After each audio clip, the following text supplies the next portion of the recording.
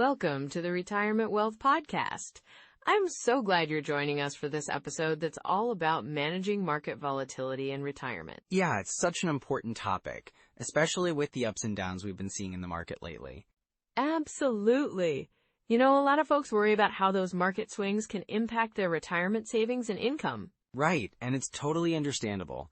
The last thing anyone wants is to see their hard-earned savings take a hit, especially when they're relying on it. So today, we're going to explore some strategies to help navigate those turbulent waters. We'll talk about things like diversifying your investments, creating a sustainable withdrawal strategy, and even how to adjust your spending if needed. Plus, we'll dive into the importance of having a solid financial plan in place that can adapt to changing market conditions.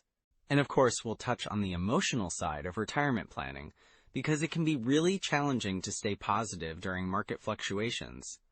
Exactly. It's all about keeping a level head and making informed decisions. So whether you're already retired or just starting to think about it, this episode is packed with insights to help you feel more secure about your financial future. Let's get started. David, what's the first thing retirees need to consider when it comes to managing market volatility? You know, Emily, when we talk about market volatility, it really hits home for a lot of retirees and pre-retirees right now. I mean, with everything going on economically, it's more than just numbers on a screen. Absolutely, David. It feels like every day there's some new headline about the market or inflation, right? And for many folks, it can really shake their confidence about their retirement plans. Exactly. And it's not just about the immediate impacts either. Think about someone who's been planning for retirement for 30 years. They're now facing potential changes in their timelines.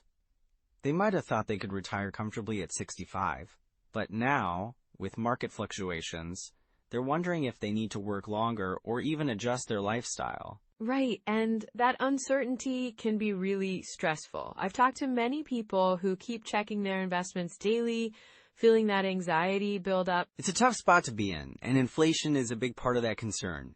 If we think back to retirees from a decade ago, they had a very different landscape to navigate. Inflation rates were much lower, and many could rely on fixed income sources.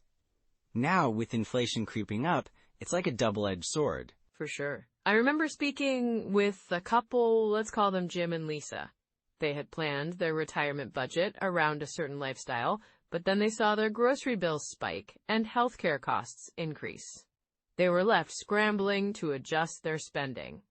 That's such a common story, and it highlights the importance of having a well-rounded strategy. It's not just about having enough in your investment accounts, but also ensuring that your income sources are protected against inflation. Exactly. And speaking of income sources, there are significant changes happening with Social Security too. Did you know that the cost of living adjustments, or COLAs, are based on inflation rates? So if inflation is high, those adjustments can help, but they might not keep pace with rising costs. Right, and that's why planning around Social Security is more critical than ever. People might think it's a guaranteed income, but if they don't factor in inflation or potential changes to benefits in the future, they could find themselves in a tough spot. And let's not forget about healthcare costs. They keep rising, and they can drain a retirement budget pretty quickly.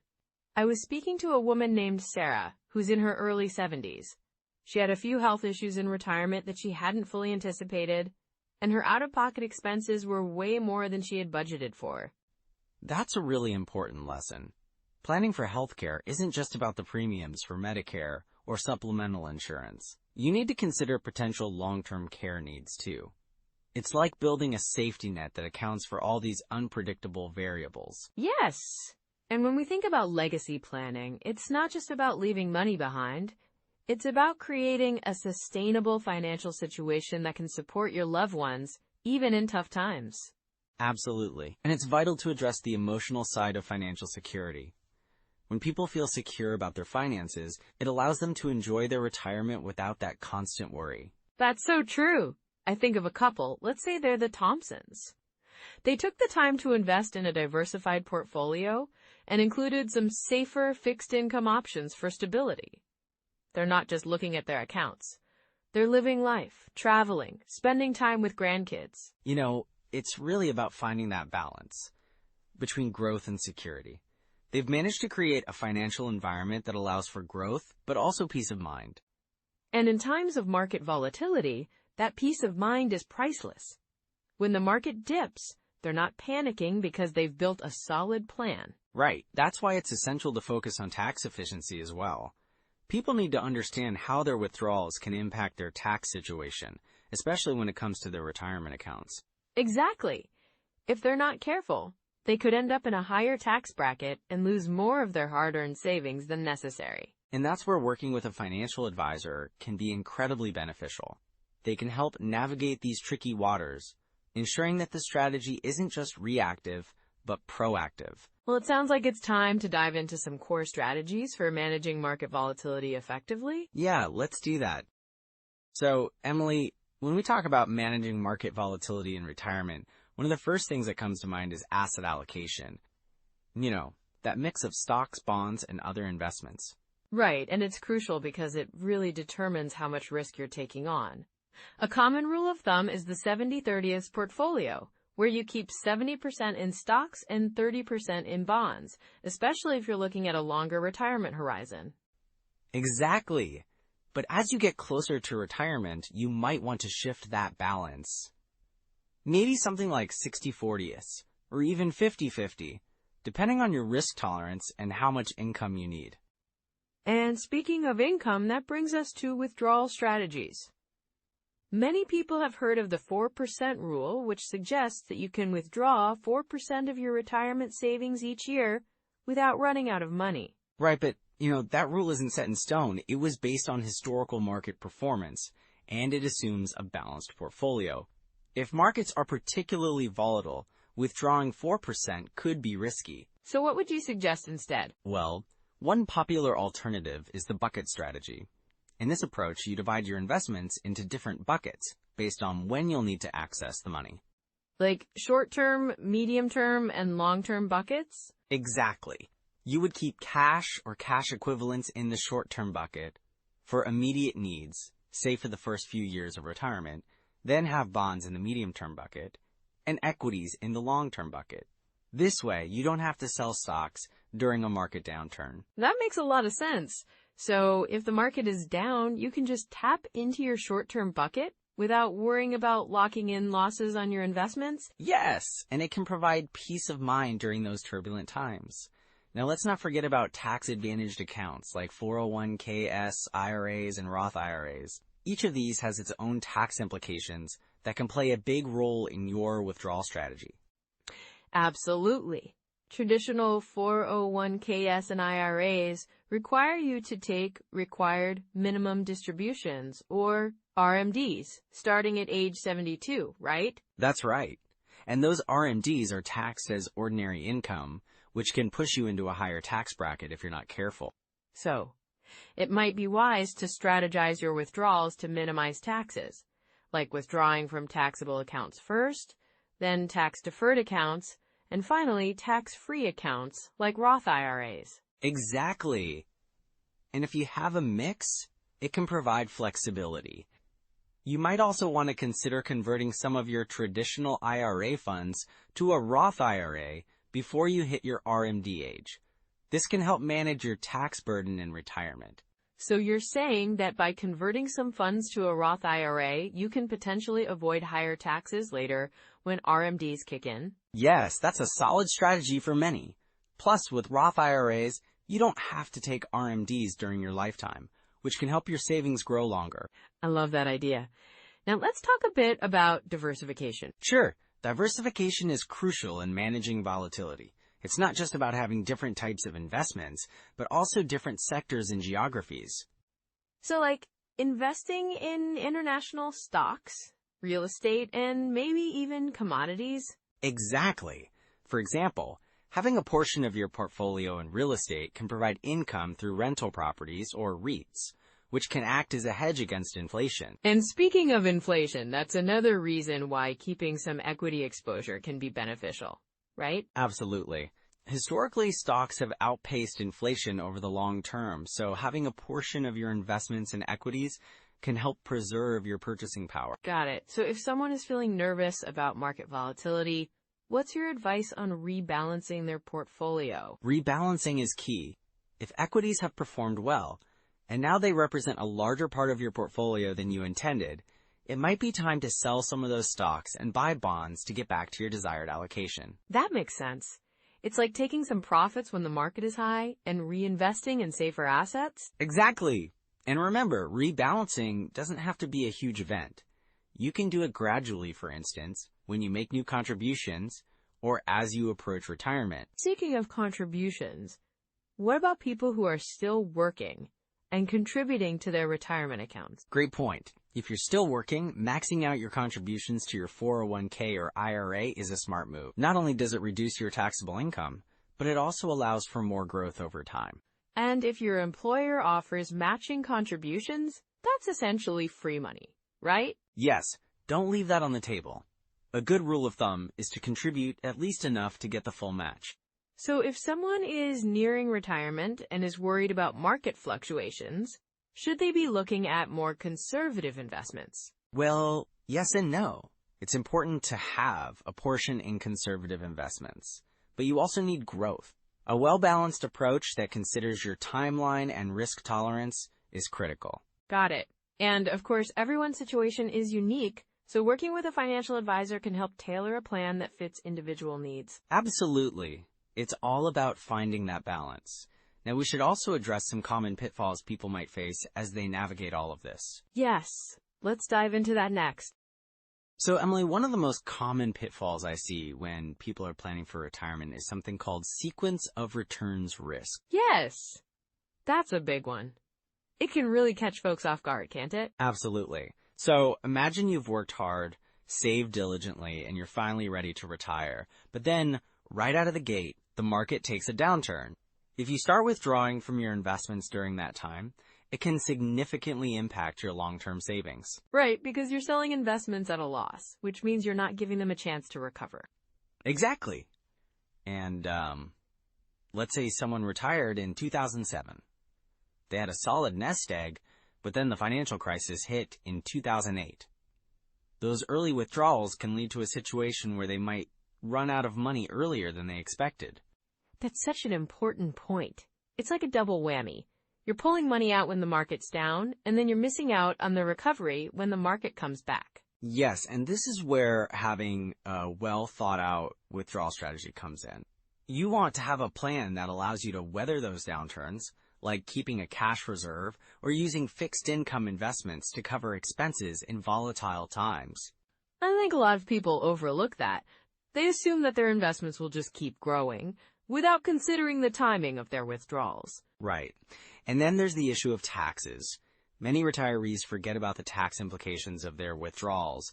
They might think, oh, I'll just take out what I need, but not consider how those withdrawals will be taxed. Yes, that can be a huge shock for someone who hasn't planned for it.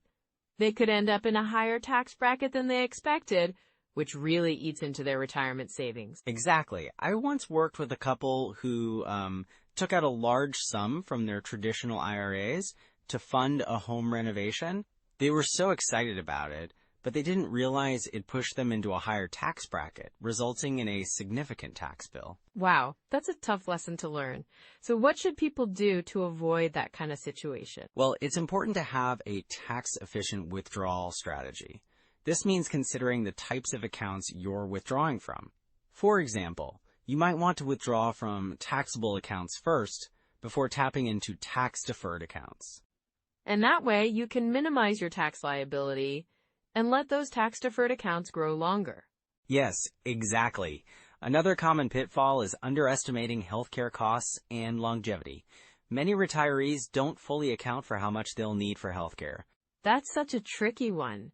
Healthcare costs seem to rise every year, and people are living longer. It's a bit of a perfect storm. Right. I had a client who planned for a 20-year retirement but ended up living for 30 years. They didn't budget adequately for healthcare expenses, and by the end of it, they were really struggling. That's heartbreaking. It's so important to have a realistic view of life expectancy and healthcare costs. Do you have any tips on how to do that? Sure. A good starting point is to review your family health history and consider factors like lifestyle and current health. Also, Looking into long-term care insurance or setting aside savings specifically for healthcare can really help. And then there's the issue of asset allocation. I see a lot of retirees who, they have a portfolio that's too aggressive or too conservative for their retirement years. Yes, it's all about finding that balance. You want some growth potential, but you also need to protect your assets from market downturns. I've seen people who are still heavily invested in stocks even when they're in retirement. It can be risky, especially if the market takes a dip. Right. It's crucial to reassess your risk tolerance as you enter retirement. A more conservative allocation can help cushion the blows from market volatility. And then there's the Social Security claiming strategy.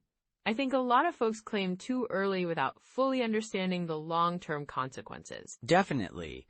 Claiming Social Security at 62 might seem tempting, but you could be leaving a lot of money on the table over your lifetime. Yeah, I've heard of cases where people didn't consider their longevity or spousal benefits.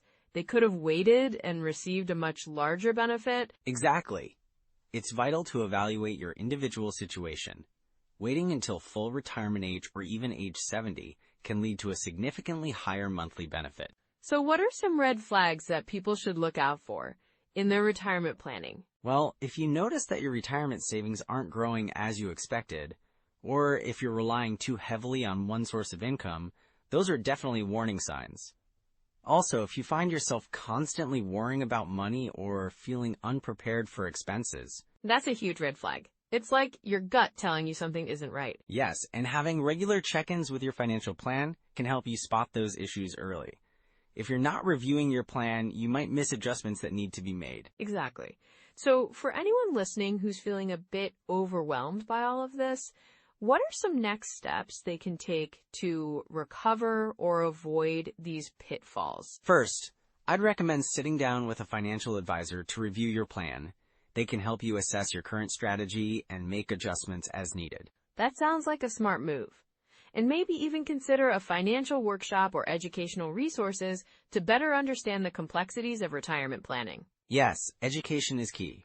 The more informed you are, the more empowered you'll feel in making those important decisions. Definitely. And remember, it's never too late to make adjustments. A proactive approach can really make a difference in your retirement journey. Absolutely.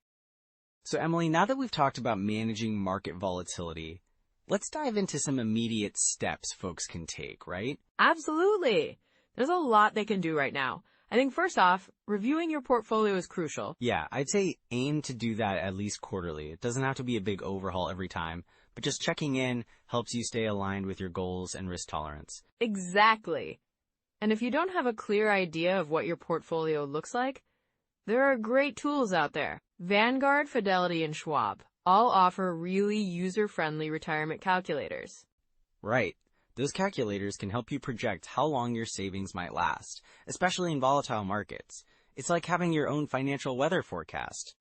And don't forget about SSA.gov for Social Security projections. It's important to understand how that fits into your overall plan. Oh, for sure. And speaking of projections, running retirement simulations can be really eye-opening. There are various financial planning apps that allow you to do just that, right from your phone. Yeah, I've heard of apps that can help you visualize different scenarios, like adjusting your spending or delaying retirement age. It's such a great way to see the impact of different choices. And if you're someone who enjoys a more hands-on approach, I'd recommend looking into tax software that can help you understand the implications of your withdrawals. That's a good point. Knowing the tax impact can really shift how you manage your finances in retirement. Another action step could be to set up a regular time, maybe once a month, to sit down and review your financial situation. It could be as simple as a coffee date with yourself. Love that idea. And speaking of habits, starting small can make a big difference. Maybe consider setting aside just 10 minutes a week to read up on retirement topics or listen to podcasts. Yeah, and there are some fantastic books out there too. The Intelligent Investor by Benjamin Graham is a classic, but there are newer options like How to Retire Happy, Wild, and Free by Ernie J. Zielinski that really resonate with a lot of people. I've heard great things about that one, and podcasts are a great way to learn on the go. There's the Retirement Answer Man and the Bigger Pockets Money Show that offer a lot of practical advice. Those are excellent suggestions. And it's never too late to improve your plan. Whether you're just starting to think about retirement or you're already enjoying it, taking action now can lead to better outcomes. Exactly. And setting those small, achievable goals can create momentum. Maybe start by setting a goal to have a one-on-one chat with a financial advisor if you haven't already. That's a great idea. A financial advisor can provide personalized insights that really help you navigate your unique situation. And if meeting in person feels daunting, many advisors offer virtual consultations now, which can be much more convenient. Absolutely. Plus, if you're not ready for a meeting yet, just jotting down questions or concerns can help clarify what you want to discuss when the time comes. Yes, and keeping a journal about your thoughts on retirement can help you stay engaged with the process. It's all about building that awareness and understanding. And, as we're talking about all these tools and resources, it's important to stay informed. Market conditions will change, but having a solid foundation will help you adapt. Right, and remember to lean on your community. Joining local retirement groups or online forums can provide support and additional insights from those who are in a similar boat. That's so true. Hearing others' experiences can offer new perspectives that you might not have considered. So those are some practical first steps. Now let's bring this all together. Well, Emily, as we wrap up our discussion on managing market volatility in retirement, I think we've hit on some really important points. Absolutely, David. One of the biggest takeaways is the importance of having a solid plan in place. It's like having a roadmap for your retirement journey. Right, and that plan should include a diversified investment strategy, which can help cushion against those market ups and downs. And let's not forget about the emotional aspect. Staying calm and not making rash decisions during market fluctuations can really save your retirement savings in the long run. Exactly. Also, we talked about the significance of having an income strategy that's resilient, Creating multiple income streams can really provide stability. Yes, and utilizing tools like annuities or bonds can be a great way to manage risk. Plus, reviewing your portfolio regularly can help ensure it aligns with your retirement goals. So true, Emily. At the end of the day, it's all about building and protecting your retirement wealth. You've worked hard for it, and you deserve to enjoy it. Definitely. And if you found value in today's episode, we'd love for you to like and subscribe. And hey, why not share your biggest takeaway or any questions you might have in the comments? Yes, sharing is caring. And if you know someone who's planning for retirement or is already retired, send this their way. It could really help them navigate their financial journey. Next time, we'll dive into something really interesting: how state taxes impact your retirement income. It's going to be an eye-opener for sure. I can't wait. Thanks for joining us today. And remember, your retirement is a journey, not a destination. Until next time, take care and keep planning.